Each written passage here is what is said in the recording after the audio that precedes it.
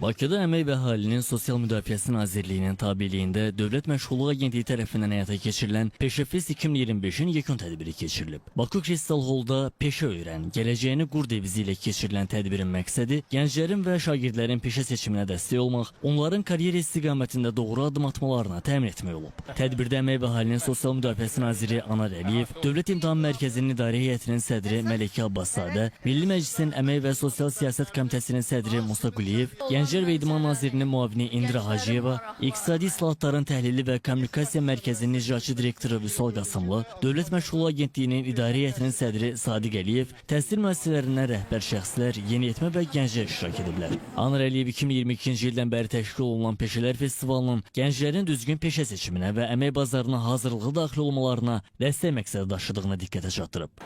Nazir 160 mindən çox gəncin bu tədbirlərə qatılaraq müxtəlif peşələr üzrə əmək bazarının tələbləri, zəruri bacarıqlar və karyer imkanları barədə praktiki məlumatlar əldə etdiyini bildirib. Dövlət Məşğulluq Agentliyi tərəfindən cari ilin 9 ayı ərzində 371 min nəfər aktiv məşğulluq tədbirləri ilə əhatə olunmuşdur. Onlardan 137 min nəfəri münasib işlə təmin edilmiş, 15-17 min nəfəri isə özünə məşğulluq proqramına cəlb olunmuşdur. Bununla yanaşı 13-15 min işsiz şəxs üçün peşə hazırlığı kursları təşkil edilmişdir. Nazirlik olaraq gənclərin inkişafına, onların peşə seçiminə və özünün inkişaf prosesinə dəstək göstərilməsi bizim fəaliyyətimizin əsas prioritetlərindəndir.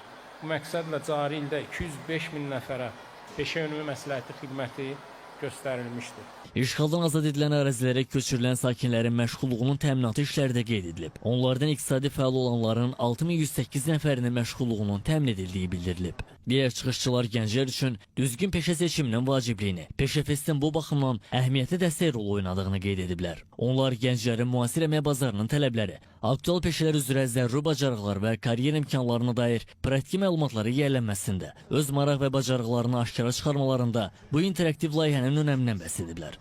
Gənclərlə canlı ünsiyyət yaratmaq bu günləri olduqca vacibdir. Onların mütəhəssis sözünü, mütəhəssisin özünü canlı olaraq görmək çox böyük önəm daşıyır.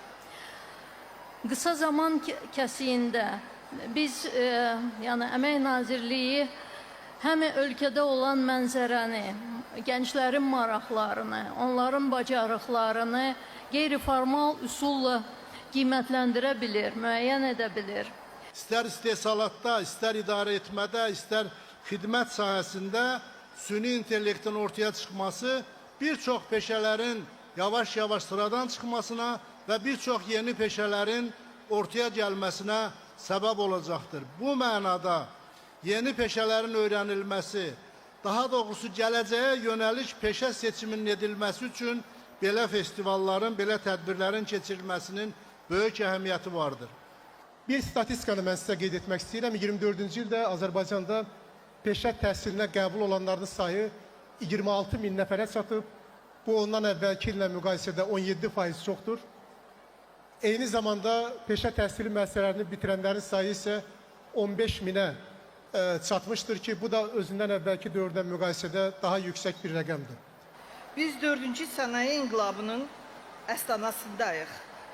Bu inqilabın əsas hərəkət verici qüvvələri süni intellekt və avtomatlaşdırmadır.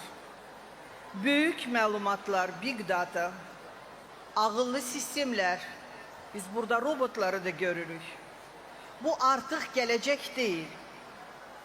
Bu günümüzdür. Sonra peşəkarlar ixtisaslarına uyğun təqdimatlarla çıxış edib, təmsil etdikləri peşələrin xüsusiyyətləri barədə məlumat verib, peşə seçimi ilə bağlı tövsiyələrini çatdırıblar. Peşə ünumi xidmətinin mahiyyəti bizim gənclərimizi, şagirdlərimizi, onların valideynlərini maarifləndirməklə onların gələcək əmək bazarına hazırlamaq, onların gələcəyin peşələri barədə məlumatlılığını artırmaq və bu istiqamətdə onların əmək bazarında mövqe tutmasına dəstək olmaqdan ibarətdir.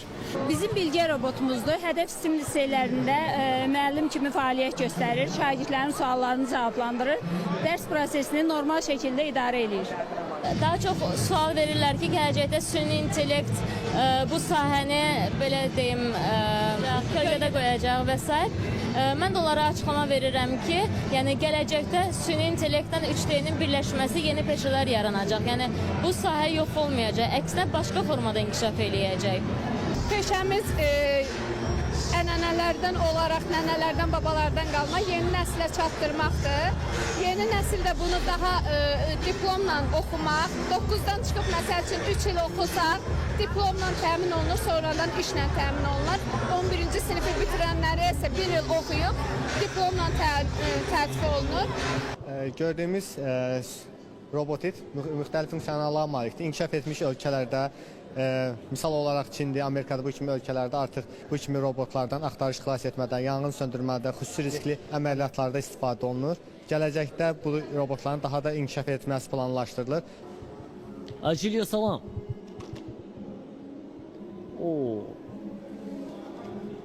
Məhəlləmizdəki itlərlə belə rəftar eləsəm, beşə adamı dişləyərlər. Festival musiqi qruplarının ifaları və iştirakçılar arasında keçirilmiş maraqlı viktorinalarla davam edir. Çox gözəl yerdir, yəni vaxt keçirmək üçün, uşaqların həm biliyi artır, həm əyləncə üçün. Yəni çox gözəldir. Azərbaycan Respublikasında belə bir iş təşkil etdiyi üçün, uşaqları əyləndirdiyi üçün, uşaqları bilikləndirdiyi üçün onlara çox təşəkkür edirəm. Bura gəlməkdə məqsədim o idi ki, mən diş həkimi olmaq istəyirəm. Eşitdim, gəlmək istədim, baxdım, seçdim peşə haqqında məlumatlar öyrəndim, çox xoşuma gəldi.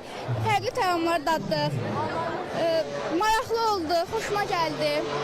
Belə tədbirlər əslində bizim içimizdə yatan o potensialı ortaya çıxarır və bizim maraqlarımızı üzə çıxarır və düşünürəm ki, yəni təşəkkürümü bildirirəm bu tədbiri keçirənlərə. Çox gözəl tədbirdir. Yenidən iştirak etmək istəyirəm gələcəkdə. Qeyd edək ki, Peşəfest 2025 layihəsinə ötən ay Astarda başlanılıb. Daha sonra Biləsuvar, Tovuz, Göygöl, Ağdam, İmişli, Ağsu, Ağdaş, Qəbələ və Xaçmaz rayonlarında keçirilib. Ümumilikdə 10 rayon və paytaxt Bakıda bu tədbirlərə 80 minədək iştirakçı qatılıb. Festivalda 14 peşə üzrə maarifləndirici tədbirlər təşkil olunub. İştirakçılar festivalda bu peşə sahələri üzrə inkişaf etməyin yolları, tələb olunan bacarıqlar, ixtisas seçimi barədə faydalı məlumatlar əldə etmək, mütəxəssislərlə ünsiyyət qurmaq imkanı qazanıblar. Mirçingiz Ağayev, Elxan Camalov, Real.